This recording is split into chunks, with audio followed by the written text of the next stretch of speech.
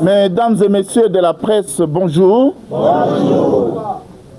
J'ai pensé utile que vous commenciez par la visite de ce site du lycée Marguerite que nous appelons Lubusha pour que vous puissiez comprendre l'importance de cette conférence de presse que je donne ici. Vous vous êtes rendu compte que quand on parle du lycée Lubusha, il ne s'agit pas d'une infrastructure à négliger. Vous vous êtes rendu compte que c'est presque un village. C'est des infrastructures qui s'imposent par leur architecture. À titre d'exemple, vous vous êtes sans doute rendu compte qu'il y a ici, dans ce site, en dehors de la chapelle qui est entièrement construite en pierre et dont l'autel est en malachite, le bénitier en malachite, le tabernacle en malachite, dont de M. Jules Cousin et de sa femme Marguerite Blaise Cousin. Vous vous êtes rendu compte que quand on parle des bâtiments, il s'agit de bâtiments imposants. Il a fallu que vous puissiez palper du doigt, que vous puissiez voir des visus ce que représente ce site avant que je ne puisse prendre la parole. Vous vous êtes sans doute rendu compte qu'il y a 28 villas de professeurs. Vous vous êtes rendu compte sans doute qu'il y a un camp d'ouvriers. Et c'est tout ça qu'on veut détruire sous prétexte de délocaliser cette institution qui n'a pas d'égal en République démocratique du Congo. Alors, cette plongée dans la réalité va vous permettre de comprendre pourquoi. Sans prétendre provoquer qui que ce soit, je prends la parole tout simplement au nom de ma responsabilité de pasteur, parce que je dois protéger mes brebis et surtout les plus faibles.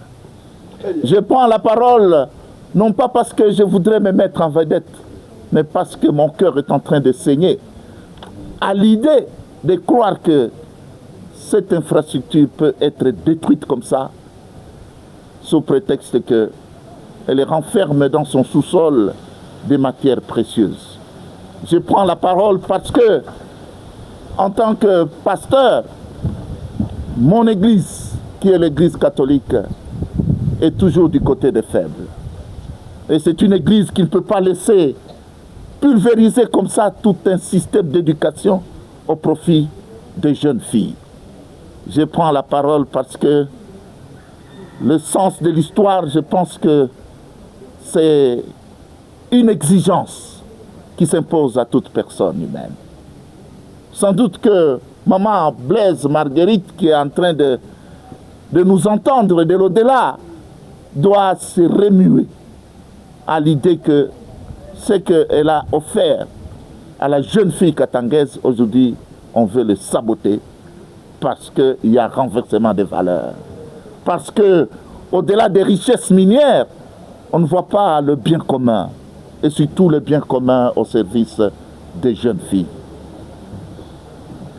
La genèse de ce site, beaucoup ne la connaissent pas, eh bien, c'est en 1951 que le couple Cousin et Marguerite Blaise a décidé de nous octroyer ce site. Et Monseigneur Lemtine, un de mes vénérés prédécesseurs, qui travaillait en collaboration avec M. Cousin, qui était chef d'entreprise, avait accepté de tout cœur que ce lycée puisse servir à la jeune fille katangaise. Alors c'est ainsi qu'il avait demandé aux sœurs Ursulines, qui étaient à l'Équateur, de venir travailler dans ce site, afin d'assurer une formation intégrale, formation aux valeurs et formation scientifique aux jeunes filles de la province du Katanga de l'époque. Alors des sœurs Ursulines se sont succédées ici. Il y en a même qui sont décédés ici et dont les tombes se trouvent ici. C'est un peu ça l'histoire de ce site. Et depuis, ce site sert à la formation des jeunes filles pour préparer leur avenir. Et aujourd'hui, quand vous parlez de la formation des jeunes filles, je pense que tout le monde va vous prêter une oreille attentive. Comment, dans ce contexte, peut-on avoir l'idée de détruire ce que nous avons reçu comme un précieux héritage? Ça, c'est la grande question. Mais j'y répondrai par la suite. La finalité, donc, c'est de former les jeunes filles ici. Et nous avons 3 sections qui sont des sections qui offrent un enseignement d'excellence. Si j'avais le temps, j'allais vous poser la question. Donnez-moi 3 noms d'instituts qui disposent de bâtiments aussi imposants que ceux-ci, qui disposent d'un laboratoire de chimie. Vous en avez des noms? Ils sont rares. Et il y a ici un internat. Certainement que les journalistes se sont rendus compte de sa capacité. C'est 800 lits. Et c'est ça que vous voulez voir? Qu'on vienne comme ça pulvériser? Mais ça ne peut pas marcher. Il y a plusieurs générations de filles qui sont passées ici. Pour ceux qui ont mon âge, il est facile de remonter dans l'histoire et de se rendre compte que même le président Mobutu, d'heureuse mémoire, avait envoyé ses filles étudier ici au lycée Sainte-Marguerite. C'est pour vous dire que c'est un lycée prestigieux.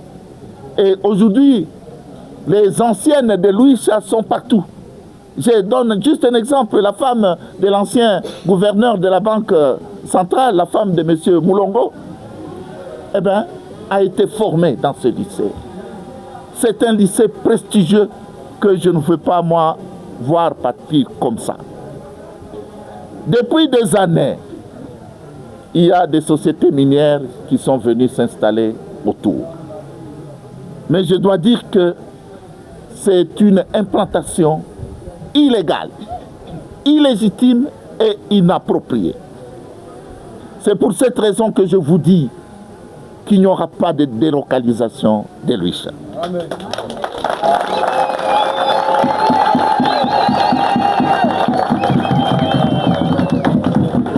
Premièrement, pour donner des droits miniers à ces 2 sociétés, Comilou et Excelen, il a fallu une étude d'impact environnemental et social. Cette étude n'a pas été faite. Et c'est ça qu'exige justement le code minier ainsi que les règlements miniers. Deuxièmement, il a fallu qu'il y ait un plan de gestion environnementale et sociale. Je n'ai jamais vu ce plan. Troisièmement, il y a une incompatibilité entre les activités minières et les activités d'éducation. Les 2 ne peuvent pas cohabiter. Si j'ai de bons souvenirs, le code minier stipule qu'on ne peut pas exploiter des minerais à 500 mètres d'une école. Mais est-ce que nos amis de Comilou et d'Excellence sont à 500 mètres? Et ils veulent venir même dans des dortoirs de jeunes filles parce qu'ils sont affamés, ils sont avides d'exploiter les richesses minières du Katanga. Ensuite, il y a eu beaucoup de manquements au niveau des procédures. On ne peut pas venir s'installer dans un site qui est destiné à l'éducation, tout simplement parce qu'il y a des minéraux dans le sous-sol. Mais même s'il y en a, ces minéraux, c'est pour les Congolais. Est-ce qu'on est obligé de les exploiter aujourd'hui? Mais non, mais ils peuvent aller exploiter ailleurs. C'est pour cela que nous disons non à la délocalisation.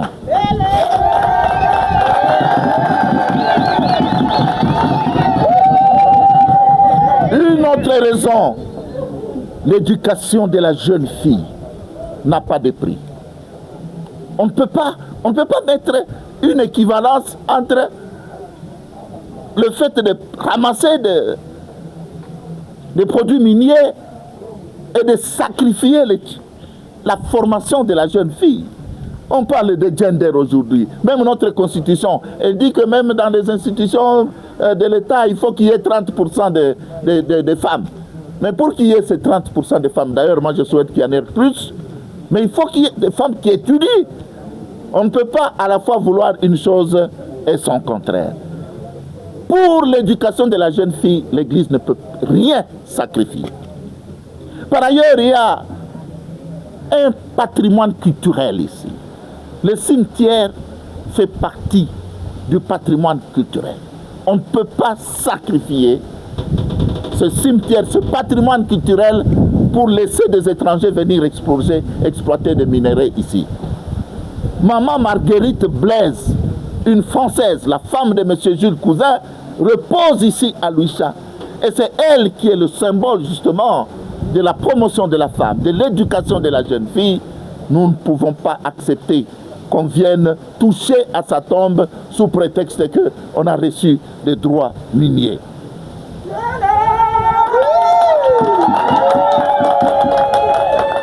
Par ailleurs, il y a violation des textes juridiques. Il y a l'annexe 18 du règlement minier qui donne des directives sur la délocalisation. Mais ici, étant donné que l'octroi des droits miniers a été irrégulier, on ne peut même pas penser à la délocalisation de Luicha. Et il n'y en aura pas. Ce que j'exige, c'est l'arrêt immédiat des activités d'exploitation minière. Êtes-vous d'accord, oui ou non?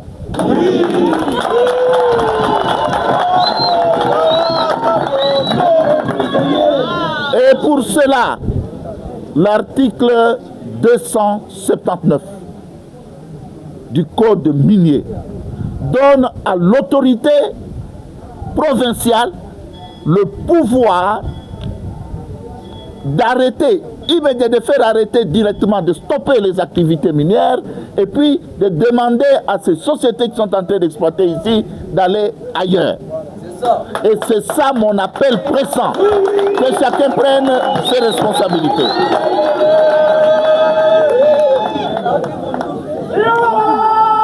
Il faut donc la délocalisation de ces deux sociétés. Il y a quelques années, celle qui était ministre des Mines avait demandé à ces sociétés d'arrêter les activités pour commencer les pourparlers. Elles se sont exécutées pendant 2 semaines et depuis, elles ont pris la responsabilité de continuer leurs activités. Donc, ces sociétés n'ont même pas de respect pour le gouvernement congolais. Mais où est-ce qu'on va avec une attitude comme ça?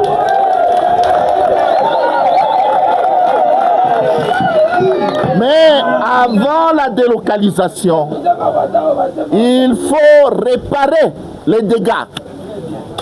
Il y a des dégâts qui ont été causés ici. Il y a des fissures dans les murs. Il y a la pollution sonore.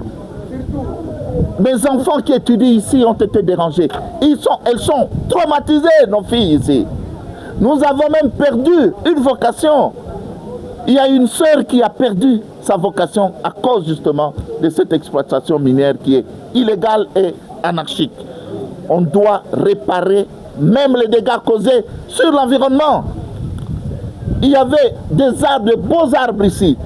Et ces deux sociétés se sont même permises de tracer une route dans la partie qui n'est pas querellée, dans la concession qui n'est pas querellée, sans l'autorisation de l'autorité diocésaine. Donc, ces gens se comportent ici comme un pays conquis. Et ça, nous, les Katanké, nous disons non.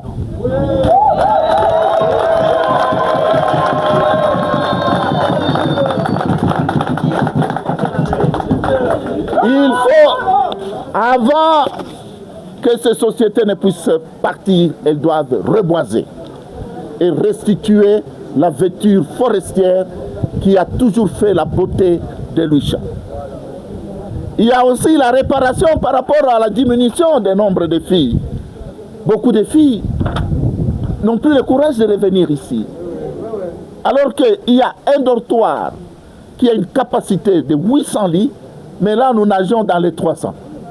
Et donc c'est l'archidiocèse qui a été endommagé et il doit être indemnisé à cause de ça. Il y a aussi la libération des maisons qui ont été construites dans notre concession. Ça, vous ne le voyez pas ici. Eh bien, les Chinois ont construit des maisons sur notre concession. Sous prétexte que, oh mon Dieu, ils ont reçu je ne sais pas quelle permission.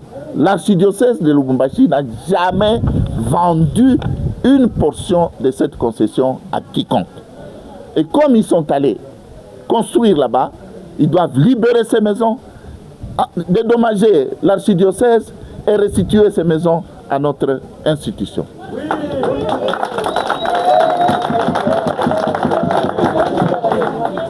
En bref, ce que j'exige, c'est tout simplement la justice et le bon sens. Je voudrais qu'on n'ait même pas l'idée de penser à délocaliser ce site. Nous allons résister, nous allons nous mobiliser pour dire non. Je vous remercie.